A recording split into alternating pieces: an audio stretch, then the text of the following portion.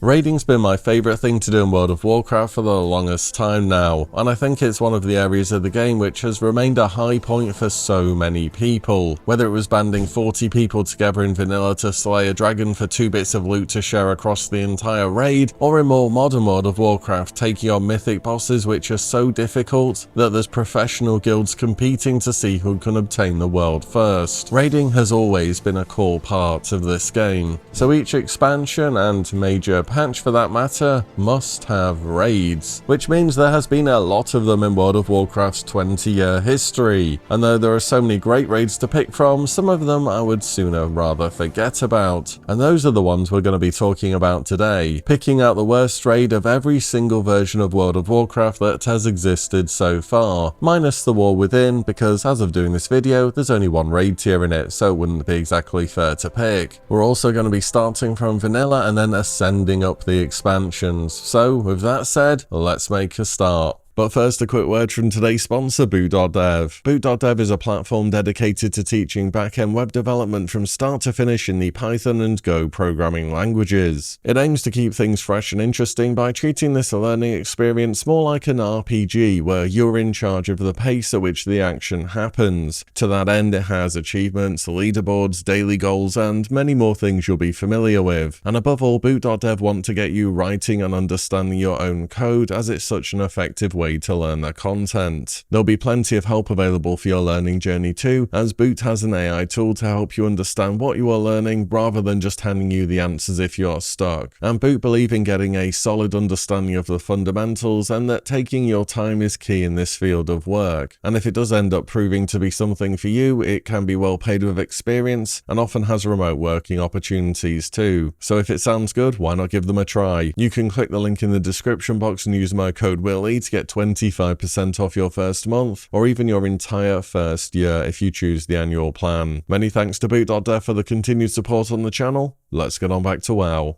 Starting where it all began, of course, in vanilla. For the first version of WoW ever, there was definitely some great raiding content. The best raids of vanilla for me have to be ZG and Nax. But there was also some raids which, to be honest, I didn't really look forwards to doing. Molten Core, I have to be honest, is pretty low down on the list in terms of raids for me in vanilla. There's just so many bosses and trash packs where their mechanic is they're gonna put a debuff on the whole raid that you have to dispel, and then you pull something else and guess what that does? It puts another debuff on the whole raid that you have to dispel. Not exactly fun if you've ever played a healer in Molten Core. Oh, and there's also patrolling trash next to bosses that can chain pull, and even patrolling bosses themselves. I'd rather the bosses just stand somewhere ominously and wait their turn to be blown up by the raid in the space of about 1 minute, as is expected with vanilla. But Molten Core did have a big redeeming factor in that the loot from certain bosses was always exciting to see, so at least it's got that going for it. So the worst raid from vanilla, for me, I think it has to be AQ20. I think a lot of people would have gone for AQ40 due to the trash between Twins and Cthulhu, but I never found anything in there overly annoying. In fact, I think it was kind of cool to have a mount specific to the raid to appreciate the size of it. AQ20 though is just, well, it's a bit forgettable, isn't it? You have tons of roaming trash packs near the beginning which can easily be chain pulled if you are a bit careless, not to mention the wasp packs just before the last boss, AMS the Hunter. You know, the packs where one of the wasps debuffs somebody and then they get charged by another one, and if they use these abilities together, that person nearly always gets one shot. It does have some fairly interesting bosses though, such as Buru the Gorger, where you have to kite him around and he can chase any player, so it gives everyone a bit of personal responsibility. Not many vanilla bosses do that. Or Moam, where you have to use mana drains as part of the fight to stop him reaching 100% mana and just blowing up your raid. Then again, there are some not so good bosses, including, well, the rest of them, to be honest. I'm still not even sure what the first boss does other than wriggle about comically. General Rajax is hiding behind a wall and hoping people don't get randomly one-shot from the trash waves coming in, and Assyrian looks cool, but threat always seems to be a problem between the two tanks and the caster vulnerabilities, and AMS the Hunter spends half the fight flying, so your raid's 15 warriors are always complaining. There is some decent loot in AQ20 still, such as the bucks that give new spell ranks, but after a few clears you find yourself not really wanting to go back here anymore, so that's why it's the pick in vanilla for me. me. Next up is World of Warcraft's first expansion, and it had some really legendary raid tiers such as Karazhan or the Black Temple. TBC also, in my opinion, had the worst raid we've ever seen in this game, and it's just not close. The choice for this expansion needed exactly zero thought from my part. It's Mount Hyjal. It's gonna be a pretty cool raid if you played the RTS games before World of Warcraft and you got to see a bunch of these fights play out in real time during the MMO, but that's kind of its only redeeming feature. The rest of it just wasn't good. Here's how it goes down. Instead of it being a regular raid where there's some trash and occasionally a choice of directions to go and bosses to face, here instead trash spawns in waves, and you clear enough waves and then a boss will spawn. The thing is that even when you get more gear, it still felt as though the trash took forever to do, and you had to wait for it to spawn in and then run to you, because if you tried to go to where the trash spawned, you could be pretty easily overwhelmed. Also, the trash packs were quite large, and half the classes in TBC, if not more, just did pretty much no AoE whatsoever, so it just felt as though you were waiting for the warlocks and mages to kill stuff before you can get to a boss and actually do some damage. And I don't know why, but this just felt so much more noticeable during Mount Hyjal than other raids, even though the same could be said for other raids and other tiers. And many of the bosses were just annoying to deal with. Anatharion could sleep people for 10 seconds, Khazragal spammed a war stomp that stunned for 5 seconds, and Aslagor would silence the entire raid for 5 seconds every so often. It just felt instead of an actual boss mechanic, you're being kind of inconvenienced. And after having had to sit through all that trash, you can't even have fun on the bosses because they just spam CC you. And worst of all, if you actually wiped on a boss here, you didn't just spawn in and get to do the boss again. You had to do all 8 trash waves that lead up to the boss again. Mind you, wiping was kind of hard to do on this content because fortunately it was not very difficult, unless you got a bug where as the boss spawned in, it reset and you had to do all of the trash waves again despite not having wiped. I only saw this happen 2 times during TBC Classic, but it was just depressing when it happened. Oh, and a bunch of tier 6 tokens dropped in Mount Hyjal, so you pretty much had to come here every single reset. At least the raid wasn't super long, even though it often felt as though it was. But hopefully that explains why my pick for TBC is Mount Hyjal. Following that, we have Wrath of the Lich King, another expansion which definitely had some raids that were better remembered than others. Back in the day, Trial of the Crusader was always seen as the raid that nobody ever liked. It was a rather uninspired room where the bosses were marched in one after the other, and it was in stark contrast to some of the better tiers of Wrath of the Lich King, such as Ulduar or ICC. But honestly, in Wrath Classic, after Ulduar, I was ready for a shorter raid tier, and Trial of the Grand Crusader ended up being surprisingly fun, minus the whole needing to one-shot all the bosses to get the additional cloak item from the final chest. That always put more stress on re-clearing than was really necessary. I'm glad they did away with this system. But the pick for me in Wrath of the Lich King is going to be what I think was very much a wasted opportunity in the Eye of Eternity, also known as the Battle with Malagos. His story is briefly explored in Wrath of the Lich King after we find out that the aspect of magic has gone a little bit mad and has decided that the mortal races and their use of magic was the source of all of Azeroth's problems, and therefore they need to be destroyed, which is, you know, bad. The Eye of Eternity is a cool looking room and one of the few areas of the game that still needed an attunement to access, the key being from Saffron in Nax, but the fight just felt a bit disappointing. Malagos, according to the lore, was the aspect of magic, one of the most ancient creatures on Azeroth, and possessed immense control over magic. So when we fight him, he just kind of stands there and bites the tank a bit, and then he calls over some dudes on floating disc things, and then he finally uses some proper magic and destroys the platform we were on. But then we get everyone's favourite part of Wrath of the Lich King, vehicle combat, where you just press 1 and 2 until the boss dies. This fight is just bad. I always felt as though it should have been more within the game than what we got. It's also way over in Caldera on the western side of the map, which at least in tier 7 is the opposite side from where Naxxramas is, and you have to fly all the way over there and do Eye of Eternity every week because the crazy dragon guy drops some really good loot. Despite being a one boss raid, the Eye of Eternity was just not fun to go back to at any point ever, and for that reason, it's my pick for Wrath of the Lich King. Next up is Cataclysm, which is our current classic expansion, I suppose that's the right way of calling it, and we're just about to get stuck into its final raid tier, Dragon Soul. And it kind of goes without saying what the choice will be here, but I don't think the worst raid of Cataclysm is anywhere near as bad as people make it out to be. Oh, also, I'm not going to pick Baradin Hold, it doesn't really feel like a raid tier to be honest. Dragon Soul is of course notorious in the World of Warcraft community among players of all types for being a weak raid tier, and admittedly, it does have its downsides. I feel as though there's a lack of unique locations explored here, with us for the most part just circling around Wormrest's temple. We even get to go back to Malagos's room. Boss models are also often reused, with stone giants, servants of the old god, and literally some random orc.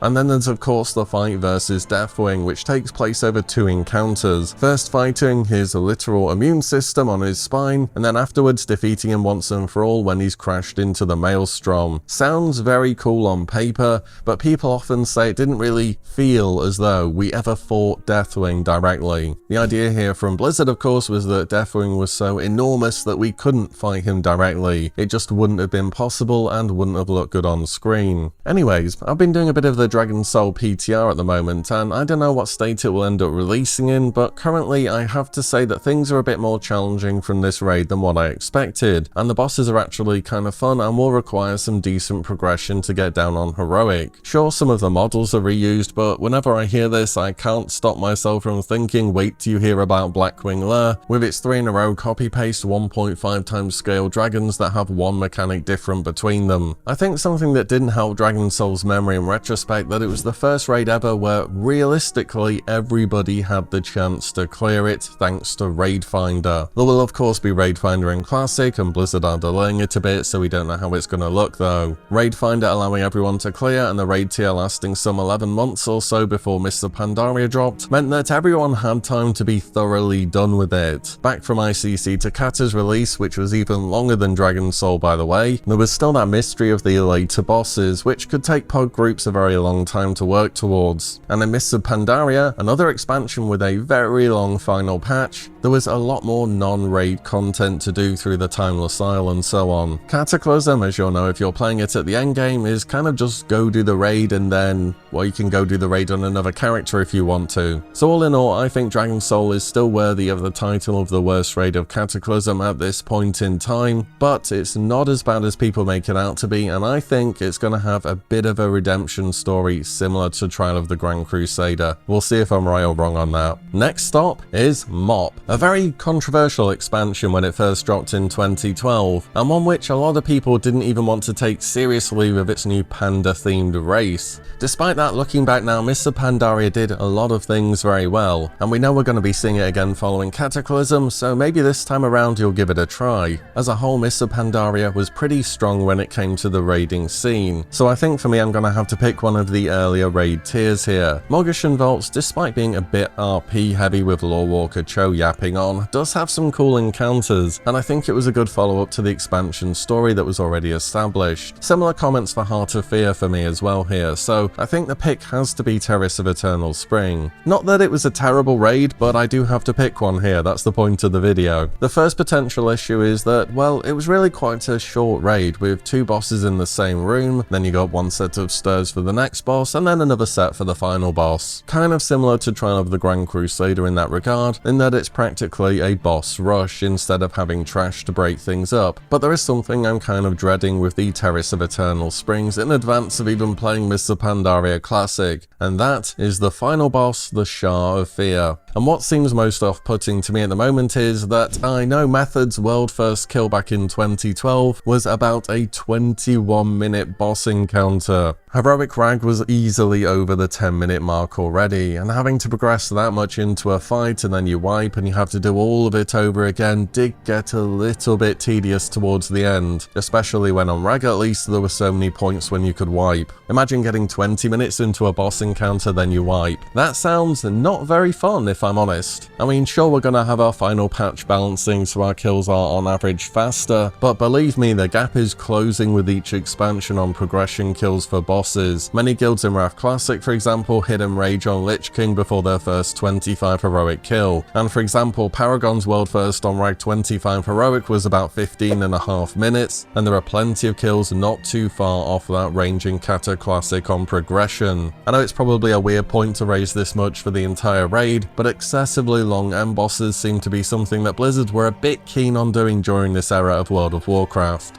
and that's without even mentioning Garrosh, which I know is another marathon of a fight. Either way, Terrace of Eternal Spring is the pick for Mists of Pandaria, which I'm going with. Which brings us to Warlords of Draenor. This expansion briefly appeared to be a return to form for Blizzard and World of Warcraft, before they saw the sharpest drop off in subs from any expansion ever. But don't let that fool you, because if there's one thing Warlords of Draenor did right, it was raiding. And WoD had quality over quantity, with 3 raid tiers to choose from, those being Highmoor, Blackrock Foundry, and Hellfire Citadel. All 3 were very good, which makes this a bit of a difficult pick. For me, it definitely won't be Blackrock Foundry. I think this was overall the best tier of Warlords of Draenor, with some really creative boss fights, challenging encounters, and the most badass Warlord of Draenor, Blackhand. Similarly, I liked Hellfire Citadel actually, despite it going on for ages before Legion dropped. There were more interesting boss fights in here, good loot, and a lot of the classes were just kinda fun to play by the end of WoD. So that really leaves Highmoor, which has to be my choice, and it's just a bit unfortunate because I don't even think Highmoor is a bad raid. It has perhaps one of the coolest starts to a raid ever, with you entering up into the arena gladiator style. I also like the 2 magic themed ogres towards the end of the raid in Korag and Imperator Margok himself, because you rarely get to fight ogres that don't just hit you with their fists. Highmoor just doesn't quite stand up to the bosses and theme of Blackrock Foundry, or the feel of advancing through Hellfire Citadel and eventually facing Archimonde for a second time. So despite being a pretty good raid in its own right, it has to be my pick for this expansion. After Warlords of Draenor, World of Warcraft saw a massive revival in Legion, with legendaries, artifact weapons, world quests, Mythic Plus, and so much more. A lot of what makes modern WoW what it is all began here,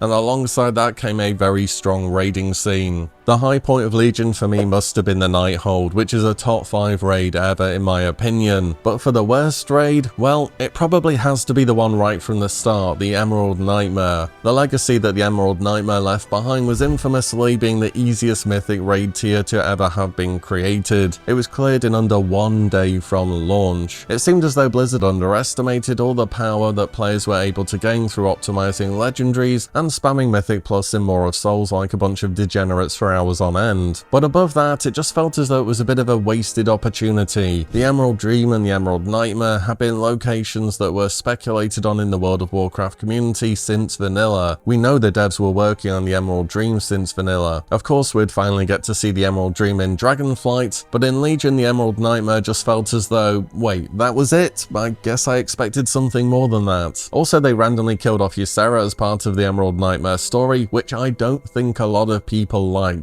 But it's all good because they gave her a combat res in Shadowlands. Anyways, I felt as though at the time that the Emerald Nightmare was a bit of a letdown both under the weight of expectations and it being undertuned content-wise, so that's why it's my pick for Legion. And then we started on some of the lesser, well-liked expansions. In fact, many would say we had 2 of those in a row with the 1-2 punch of BFA into Shadowlands, but we have BFA first. Uldir was the opening tier, and it wasn't a half bad raid despite the story being, let's just say, a little bit more fleshed out on the Horde side, who had an entire zone built around the lore of this raid, whereas on Alliance it was kind of, yo, there's this place that you probably haven't been with this big evil thing in it, go kill it. I mean, sure, it's enough motivation for your average Azerothian adventure, isn't it? We also had some big lore character heavy raids with Ashara in the Eternal Palace, and N'Zoth in Ny'alotha the Waking City. Not forgetting the Battle of Dazara Lore, a raid we swapped to the opposite faction for a portion of it to see both sides of the story. Very cool stuff. I think I could have picked Ny'alotha for the disappointing ending where, similar to Dragon Soul, it didn't really feel as though we fought the big bad guy at the end of the expansion. But outside of that, the raid did have the feel you'd expect and visually was very cool, so from that standpoint I think it gets a pass. Which only leaves 1 raid from Battle for Azeroth, and there was a lot of raiding in this expansion in retrospect, wasn't there? The somewhat easily forgotten Crucible of Storms. Well, I say it was easily forgotten unless you were in a mythic progression guild at the time, because if you were, this place will be burned into your memory forever, because why on earth was this 2-boss raid so difficult, Blizzard? Crucible came a short while after the Battle for Dazara Lore as an expected mid-raid tier, perhaps a bit of a point of interest between this and the next tier, similar to what Trial of Valor had been in Legion, but it just ended up feeling as though it was an unnecessarily challenging raid for what it was. In fact, at the time, the guilds progressing on the world first would run multiple shaman, and after each failed attempt they would summon their shaman over to the end time dungeon and have them start a boss which had an extra action button which which reset all their cooldowns, including Ankh, which didn't typically reset. Then they would summon them back over to the Crucible of Storms and have another attempt. And they were trying to skip mechanics for all these Shaman deaths and having them self-res. It was just pretty excessive. Also, I think most of the other raid tiers in BFA were quite good, so that's why overall I'm picking the Crucible of Storms here. Getting towards the end of the road now, we have the Shadowlands. And for what Shadowlands was and how it's regarded looking back, it had an absolute banger of an opening tier in Castle Nathria, with some truly unique boss fights and memorable characters. It was an unexpected hit heading into this expansion. The other two raids in the Sepulchre of the First Ones and the Sanctum of Domination aren't held as in quite high regard though, and I think the pick for me has to go to Sanctum. By this point in the expansion, despite things starting off well in the Shadowlands, the story had taken several turns for the worse, and I think people had had more than enough of Sylvanas being the main character still. It was also quite a dreary setting for the entire raid. I mean, it made sense in the context, but still. I'll admit I didn't stick around for too long in the Shadowlands and only had a fairly brief experience of the latter two raid tiers, but from what I've seen from them, I'm going with Sanctum. Last but not least, we have Dragonflight. Dragonflight delivered on a raiding front, with I think Amir Drasil being one of the high points, showing us a much better representation of what the Emerald Dream could be than what was done during Legion. I think Vault of the Incarnates went down well too, so that really leaves us with Aberrus, the Shadowed Crucible. Though it wasn't the worst raid ever by any stretch of the imagination, I just don't think it's quite on the same level as the other two offerings that Dragonflight has, with Vault being a bit more exciting towards the start of the expansion and us getting to see all our new class talents and the systems that were in place, and Amir still being thematically better. It's another case where it's the odd one out, and there isn't too much more to be added than that for me personally. And that is my list of the worst raids from every single version of World of Warcraft we have seen so far. Of course, this is all super subjective and different things make me like or dislike various raid tiers. In some cases, I don't think certain expansions had a standout bad raid, but the objective of the video was to try and pick one. What do you think though? Are there any raids that I picked that you would for sure change, and what would be your list? Let me know below. And as always, thank you all so much for watching and listening in, and I shall see you on the next one